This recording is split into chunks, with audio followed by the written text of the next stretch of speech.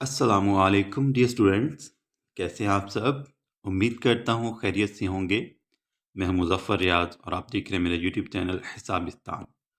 आज हम 9th class के न्यू मैथ की एक्सरसाइज नंबर 2.2 के क्वेश्चन नंबर 2 सॉल्व करेंगे। तो आइए आज का काम शुरू करते हैं। हमारा सेकंड क्वेश्चन है, express each of the following in exponential form. नीचे कुछ हमें अमाउंट दी गई हैं जो कि लॉग के फॉर्म में है, हमने उनको एक्सपोनेंशियल फॉर्म में लिखना है। ठीक है, पिछले लेक्चर में हमने एक्सपोनेंशियल फॉर्म को लॉग फॉर्म में चेंज किया था, कन्वर्ट किया था। तो आज हम जो है वो लॉग फॉर्म को एक्सपोनेंशियल फॉर्म में लिखेंगे। कोई भी नंबर जो है वो हम लॉग से एक्सपोनेंशियल फॉर्म में कैसे लिखते हैं वो अब हम देखेंगे। ठीक है, तो हमारा जो स्टैंडर्ड फॉर्म थी इसकी, लॉग की जो स्टैंडर्ड फॉर्म थी वो थी हमारे पास log of x to the base b equals to y। ठीक है, log of x to the base b equals to y। ठीक है, अब अगर हम इसकी जो है वो, ये हमारी जो वो लॉग फॉर्म थी। ठीक है, यानी कि जब हम कोई नंबर लॉग में लिखते हैं तो हम इस तरह लिखते हैं। ठीक है, अब अगर हम इसकी एक्सपोनेंशियल फॉर्म देखें तो इसकी जो स्टैंडर्ड फॉर्म बनेगी, एक्सपोनेंशियल फॉर्म,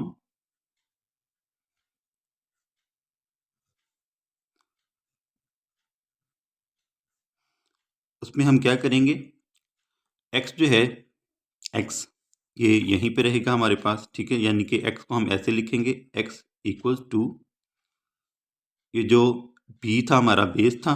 ठीक है, और y जो है वो हमारा एक्सपोनेंट था। ठीक है, y क्या था, हमारा एक्सपोनेंट। इस तरह ये जो है हमारे पास एक्सपोनेंशियल फॉर्म जो है, जो स्टैंडर्ड फॉर्म है, ये समझ लें जो डिफ़ॉल्ट फॉर्म है वो हमारे पास आ जाएगी, x equals to b raise to power y। ठीक है, x equals to b raise to power y, ये हमारी जो है वो इसकी स्टैंडर्ड एक्सपोनेंशियल फॉर्म बनेगी।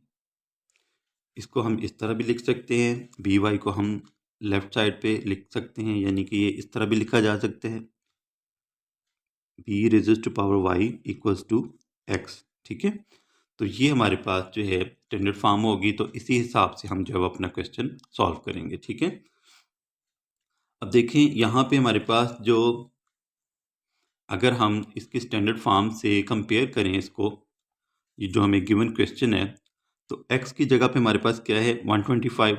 ठीक है, y की जगह पे क्या है, 3। ठीक है, और b की जगह पे हमारे पास क्या है, 5। इसका मतलब है ये जो 5 है ये इस साइड पे बेस बन जाएगा। ठीक है, ये यानी कि हम लिखेंगे इसको 5 रेज़ टू पावर 3। ठीक है, जिस तरह हमने ये यहाँ पे b की पावर y लगा दी है ना, b को हमने एक्सपोनेंशियल फॉर्म में y लिख दिया है। ठीक है, b के ऊपर, तो इसी तरह हम जो है वो लिखेंगे 5, ये जो 125 है। ठीक है, 5 रेज़ टू पावर 3। ठीक है, b की जगह b को हमने रिप्लेस कर दिया 5 से। ठीक है, y जो है वो हमारे पास आ जाएगा एक्सपोनेंट। ठीक है, और x की जगह पे हम क्या लिखेंगे, 125। 125। ठीक है, इसका मतलब ये है कि अगर हम 5 को रेज करते हैं टू द पावर 3 तो हमारा जो आंसर क्या आता है, 125। क्या आता है, 125। ठीक है, तो ये हमने जो है वो इसको एक्सपोनेंशियल फॉर्म में लिख दिया। अब हम इसका जो है वो सेकंड पार्ट सॉल्व करते हैं। सेकंड पार्ट में हमारे पास जो नंबर दिया गया है वो है log of 16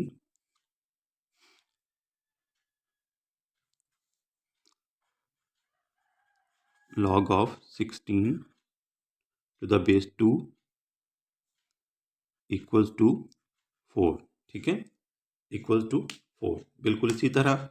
अब ये देखें, ये आपके पास y है, आपने इसको y कंसिडर कर लेना है। ठीक है, ये आपके पास x है।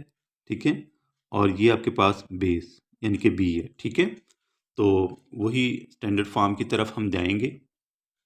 ये हमारे पास जो, जब हम इसको लिखेंगे तो ये आ जाएगा 16। ठीक है, ये 16, ये 4 और ये बेस 2। ठीक है, यानी कि हम लिखेंगे 2 raise to power 4 2 raise to power 4 equals to 16। ठीक है, 2 रेज टू पावर 4, अगर हम 2 को जो है वो 4 पावर तक रेज करते हैं, यानी कि 2 का हम 4 टाइम्स मल्टीप्लाई करते हैं, ठीक है, तो हमारे पास आंसर क्या आता है 16। ठीक है, 2 2 ज़ार 4, 4 2 ज़ार 8, 8 2 ज़ार 16। ठीक है, तो ये इसकी एक्सपोनेंशियल फॉर्म आ जाएगी। ठीक है, सेकंड क्वेश्चन सॉल्व हो गया, सेकंड पार्ट। अब हम थर्ड पार्ट करते हैं सॉल्व। थर्ड पार्ट है हमारे पास log of 1 to the base 23 equal to 0। log of 1 to the base 23 equal to 0। तो इसको जब हम एक्सपोनेंशियल फॉर्म में लिखेंगे तो क्या लिखेंगे, उसी तरह ये देखें, ये y है, ठीक है, ये x है, ये आपने लिखना नहीं है, बस आपने जो है वो डायरेक्ट इसको सॉल्व करना है। ठीक है, और ये आपका b है। ठीक है, तो अब ये जो बेस है, ठीक है, ये बेस जो है इसको हम लिखेंगे कुछ इस तरह से, ये आ जाएगा हमारे पास 1, ये 1 लिखेंगे, ठीक है, equals to 23 raise to power 0। ठीक है, रेज़ टू पावर 0। अगर कोई भी नंबर है हमारे पास, इसको हम इस तरह भी लिख सकते हैं, 23 raise to power 0 equals to 1। ठीक है, कोई भी नंबर आपके पास अगर उसकी जो पावर है, उसका जो एक्सपोनेंट है वो आ जाए अगर 0, तो वो किसके इक्वल होता है 1 के। ठीक है, ये आपने हमेशा याद रखना है, कोई भी नंबर है अगर उसकी पावर 0 आ जाती है तो वो किसके इक्वल होता है 1 के। ठीक है, तो ये हमारा जो है वो आंसर आ जाएगा। ठीक है, एक्सपोनेंशियल फॉर्म आ जाएगी इसकी। अब हम जो फोर्थ पार्ट है इसका वो देखते हैं। फोर्थ पार्ट हमें जो दिया गया है वो है log ऑफ 5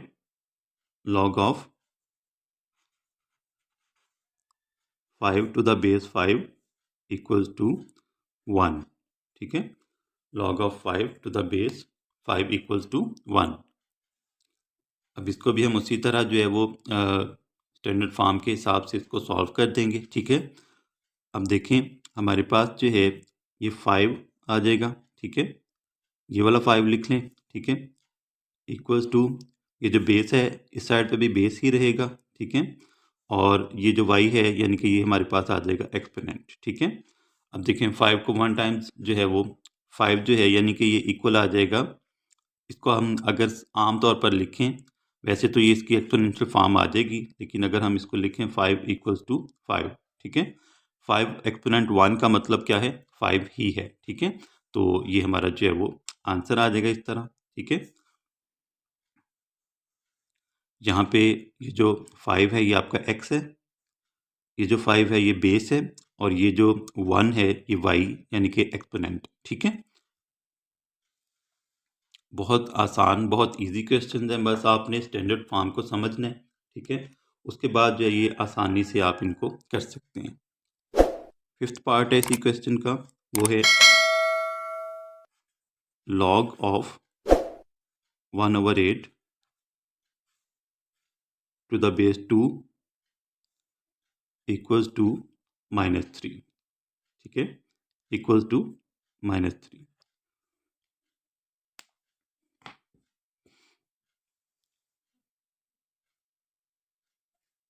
ये आपका x है। ठीक है, ये जो है आपका बेस है, और ये आपका जो है वो एक्सपोनेंट। ठीक है, यानी कि -3 को आपने एक्सपोनेंट में लिखना है, 2 को आपने बेस में लिखना है, और ये इक्वल किसके आ जाएगा 1/8 के। ठीक है, यानी कि 1/8 इक्वल्स टू, ये बेस है आपका, 2 रेज़ टू पावर -3। y जो है वो एक्सपोनेंट है, तो हम इसको जो है वो लिख देंगे -3। ठीक है, -3 को हम एक्सपोनेंट में लिख देंगे। ठीक है, तो ये हमारा जो है वो आंसर आ जाएगा। ये इस लॉग यानी कि 1/8 का जो लॉग है ये उसकी एक्सपोनेंशियल फॉर्म आ जाएगी। ठीक है, अब हम नेक्स्ट पार्ट, सिक्स्थ पार्ट जो है वो सॉल्व करते हैं। सिक्स्थ पार्ट है हमारे पास 1/2 equals to log of 3 to the base 9। ठीक है, अगर आप इसको जो है वो जिस तरह हमने पिछले पार्ट्स किए हैं, अगर आप उस तरह भी लिखना चाहते हैं तो वो लिख सकते हैं, इसमें कोई मसला नहीं है, ताकि आपको कन्फ्यूजन ना हो। log of 3 to the base 9 equals to 1/2, ठीक है। ये इसकी जो है वो ये फॉर्म भी हम लिख सकते हैं, ठीक है। अगर आप इसको अब देखें ना, इसमें भी कोई परेशानी वाली बात नहीं है, ठीक है। ये आपके पास जो है ये y है, ठीक है, ये x है और ये b है, ठीक है। तो आप इसको आसानी से जो है वो लिख सकते हैं। उसी तरह आपको बस स्टैंडर्ड फॉर्म जो है वो याद होनी चाहिए, ठीक है। स्टैंडर्ड फॉर्म हमारे पास क्या थी, मैं आपको फिर एक दफ़ा जो है वो बता देता हूँ। log of x to the base b equals to y ये हमारे पास जो है वो स्टैंडर्ड फॉर्म है, ठीक है। तो लॉग की जो है, तो अब अगर हम इसको जो है वो एक्सपोनेंशियल फॉर्म में लिखना चाहें तो वो आ जाएगा x equals to y, sorry b raise to power y, ठीक है, b raise to power y।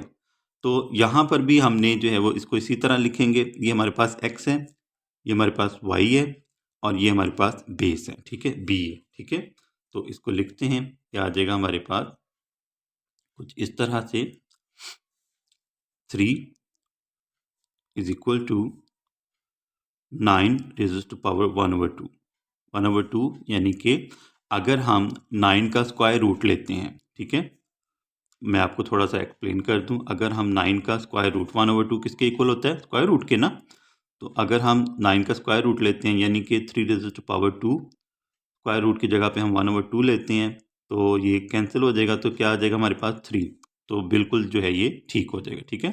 9 raise to power 1/2 equals to 3। जो 3 है ये किसके इक्वल है, 9 रेज़ टू पावर 1/2 के, ठीक है। वो कैसे मैंने आपको बता दिया कि 1/2 जो है ये स्क्वायर रूट है, ठीक है, यानी कि 1/2 जो है ये किसके इक्वल आएगा, स्क्वायर रूट के ना। स्क्वायर रूट की वैल्यू हमारे पास क्या होती है, 1/2, ठीक है।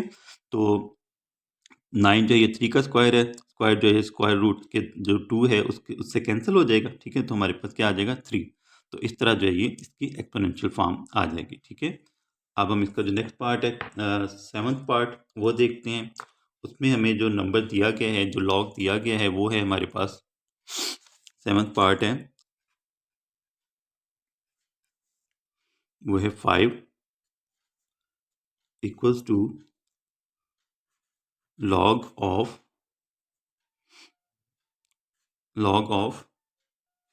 1 lakh टू द बेस 10, ठीक है। 5 जो है, 5 जो है वो बराबर है किसके, लॉग ऑफ 1 लाख, बेस क्या है 10, ठीक है। Log of 1 lakh to the base 10 equals to 5। तो इसको भी अगर आप लिखना चाहें तो आप लिख सकते हैं log of 1 lakh to the base 10 equals to 5, ठीक है। अब हम इसको जो है वो एक्सपोनेंशियल फॉर्म में किस तरह लिखेंगे, ये जो 1 लाख है ये इसी साइड पे रहेगा, इसको हम इसी तरह रहने देंगे, और ये जो 10 है ये बेस बन जाएगा, ठीक है। और ये जो y है यानी कि 5 है, ये हमारे पास एक्सपोनेंट में आ जाएगा, ठीक है। यानी कि अगर हम 10 को 5 टाइम्स मल्टीप्लाई करवाएं तो हमारे पास वो किसके इक्वल आएगा, 1 लाख के, ठीक है। 1 लाख के वो इक्वल आएगा, ठीक है। ये देखें 5 का मतलब है कि आपने 1 के साथ जो 5 जीरोज लगा देने हैं, ठीक है। तो ये हमारी इसकी जो है वो एक्सपोनेंशियल फॉर्म आ जाएगी, ठीक है। अब इसी क्वेश्चन का लास्ट पार्ट है हमारे पास, 8th पार्ट है। इसको मैं थोड़ा सा और एक्सप्लेन कर देता हूँ आपके लिए। ये देखें 10 को हम 5 टाइम्स मल्टीप्लाई करवाते हैं, 1 2 3 4 5। अब देखें इतनी जो है इसमें जो खपने की ज़रूरत नहीं है, परेशानी वाली बात नहीं है, आपने सिर्फ 1 लिखना है, ठीक है। जीरोज कितने, 1 2 3 4 5, 1 2 3 4 5, ठीक है। तो ये आपके पास जो है वो 1 लाख आ जाएगा, ठीक है। 10 को अगर हम 5 टाइम्स मल्टीप्लाई करवाते हैं 10 को तो हमारे पास क्या आता है, 1 लाख, ठीक है। तो अब हम जो है वो इसी क्वेश्चन का लास्ट पार्ट जो है 8th पार्ट वो देखते हैं। 8th पार्ट में हमें जो नंबर दिया गया है, लॉग जिसका है वो है log of 1/16 to the base 4 equals to -2 ठीक है। ये आपका x है, ये y है और ये b है, ठीक है। तो x लिखेंगे हम सबसे पहले, ठीक है। x यानी कि 1/16 इक्वल्स टू, उसके बाद हम लिखेंगे ये बेस हमारे पास जो है 4 और एक्सपोनेंट लिख देंगे -2, ठीक है। यानी कि अगर हम अब फर्ज करें ये जो क्या कहते हैं -2 है, अगर हमने इसको पॉजिटिव करना है तो हम क्या करेंगे, इसको हम ये जो 4⁻² है इसको हम ले जाते हैं नीचे, ठीक है। फ्रैक्शनल फॉर्म में लिख देते हैं तो ये हमारे पास जो है वो पॉजिटिव आ जाएगा, ठीक है। तो 1/, ये 4 का जो स्क्वायर है वो 16 है, ठीक है। तो 1/16 जो है वो किसके इक्वल आ जाएगा, 1/16 के, ठीक है। तो इस तरह जो है ये इसकी एक्सपोनेंशियल फॉर्म आ जाएगी, ठीक है। तो ये हमने जो क्वेश्चन नंबर 2 था उसका 8th पार्ट जो है वो भी सॉल्व कर लिया। क्वेश्चन नंबर 2 हमारा मुकम्मल हो गया। तो उम्मीद करता हूँ आपको इन क्वेश्चंस की अच्छे से समझ आ गई होगी। अगर आपको ये वीडियो अच्छी लगी हो तो मेरे चैनल को ज़रूर सब्सक्राइब कीजिएगा, वीडियो को लाइक कीजिएगा, अपने दोस्तों के साथ शेयर कीजिएगा ताकि उनको भी जो है वो इस तरह के अच्छे अच्छे लेक्चर्स मिलते रहें। इंशाल्लाह आपसे फिर मुलाकात होगी, तब तक के लिए अल्लाह हाफ़िज़।